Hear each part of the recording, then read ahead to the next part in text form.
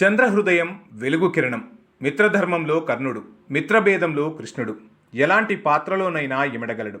ప్రజల కోణంలో ఆయన ఎటువైపైనా అడుగులేయగలడు. ఎంతటి వారినైనా చెడుగుడు ఆడేయగలడు. విభేదించిన వాళ్లతో జతకట్టగలడు.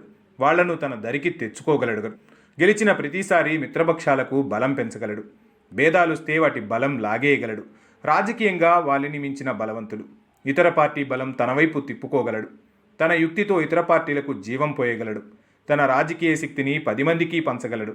తన నాయకత్వంలో లక్షలాది మంది నాయకులను తయారు చేశారు. విద్యా వ్యవస్థలో మార్పులు తెచ్చి విదేశాలలో తెలుగు కీర్తిని చాటారు. తెలుగు వాళ్ల ఆర్థిక మూలాలకు కారణమయ్యారు. కొన్ని లక్షల మంది తెలుగు వాళ్ళు విదేశీ వ్యాపారవేత్తలు కాగలిగారు. ఐటీ రంగాన్ని శాసించే నిపుణులై ప్రపంచాన్ని ఏలుతున్నారు. కోట్లాది గుండెల్లో చంద్రబాబు కొలువై ఉన్నారు. రేపటి తెలుగు నేలను నిలబెట్టే యజ్ఞం సాగిస్తున్నారు. అమరావతి నిర్మాణంతో మరో కొత్త చరిత్రకు శ్రీకారం చుడుతున్నారు. తరతరాలకు చెరగని కీర్తిని మూటగట్టుకుంటున్నారు. తన శక్తియుక్తులు తెలిసిన హనుమంతుడు. చంద్రబాబు ఆలోచనలు పద్మ వ్యూహాలు. ఆంధ్రప్రదేశ్ ముఖ్యమంత్రి చంద్రబాబు నాయుడు నాయకత్వం ఎంతో బలమైంది. చంద్రబాబు రాజకీయం ఎంతో బలీయమైంది. పడిలేచిన కెరటంలా ఆయన రాజకీయమే కాదు, తెలుగుదేశాన్ని కూడా నిలబెట్టిన ఘనత చంద్రబాబుకే దక్కింది. అది ఎన్టీఆర్ కాలంలోనైనా, స్వయంగా చంద్రబాబు నాయకత్వంలోనైనా పార్టీని కంచుకోటగా మార్చడంతో చంద్రబాబు పాత్రే ముఖ్యమైంది, కీలకమైంది. పార్టీ ఓడిన ప్రతిసారి మరింత బలంగా తయారు చేశారు. పార్టీ క్యాడర్ను కాపాడుకుంటూ వచ్చారు. వారికి అండగా నిలుస్తూ వచ్చారు. కార్యకర్తలను కుటుంబ సభ్యులుగా చూసుకుంటూ వచ్చారు. పార్టీకి బలమైన పునాదులు పడేలా కృషి చేశారు. దేశంలో తెలుగుదేశం పార్టీ ఎదుర్కొన్న ఒడిదుడుకులు మరో పార్టీ ఎదుర్కోలేదేమో. పడిపోయిన ప్రతిసారి పార్టీని నిలబెట్టారు. తన రాజకీయ చాణక్యం ప్రదర్శించారు. ఇక్కడ చంద్రబాబు ప్రత్యేకత మరింత భిన్నమైంది. పార్టీ గెలిచినప్పుడు ఓటమి గురించి ఆలోచించలేదు.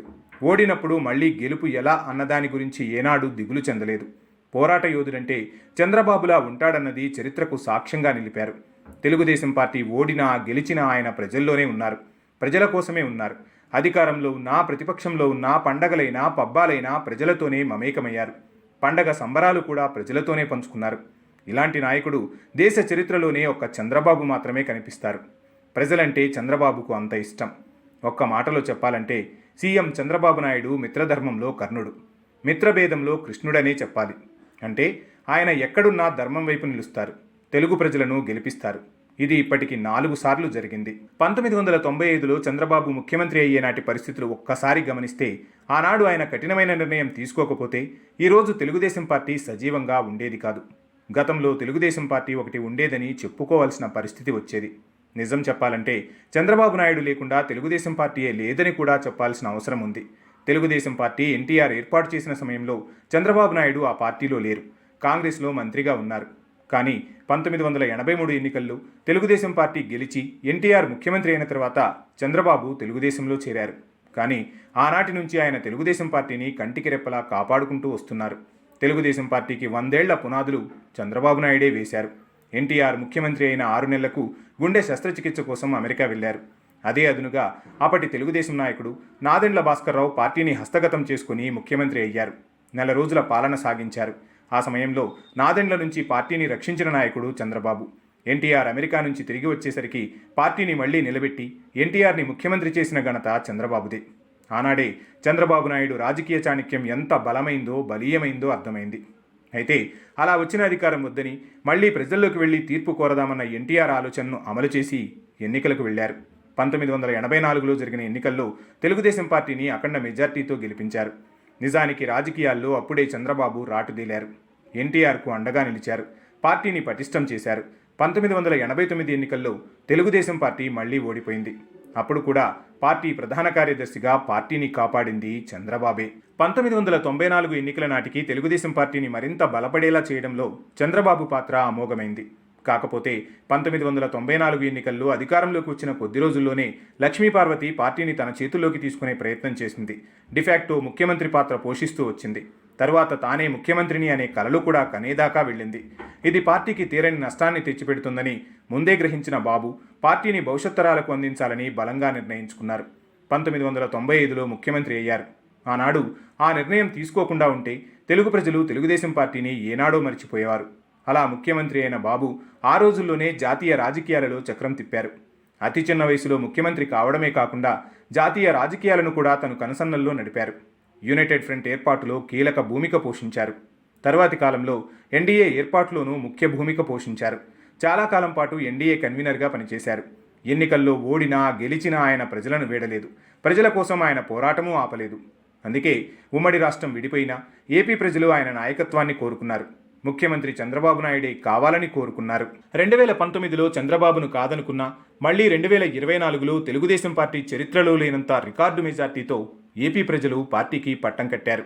చంద్రబాబు నాయుడును మించిన నాయకుడు తెలుగు గడ్డ మీద లేదని ప్రజలు మరోసారి నిరూపించారు. ఇక ఆయన రాజకీయం గురించి మాట్లాడుకోవాల్సి వస్తే ప్రజల కోణంలో ఆయన ఎటువైపైనా అడుగులు వేయగలరు అని అనేకసార్లు నిరూపించారు. తెలుగు ప్రజల సంక్షేమం కోసం ఆయన ఎవరితోనైనా పొత్తుతో సాగగలరు. ఎంతటి వారితోనైనా విభేదించగలరు. ఎందుకంటే ఉమ్మడి రాష్ట్రంలో చంద్రబాబు ముఖ్యమంత్రిగా ఉన్న సమయంలో గుజరాత్ ముఖ్యమంత్రిగా ప్రస్తుత ప్రధాని నరేంద్ర మోడీ ఉన్నారు. ఆ సమయంలో గుజరాత్ అల్లర్లు నరేంద్ర మోడీ మీద తీవ్ర ప్రభావం చూపాయి.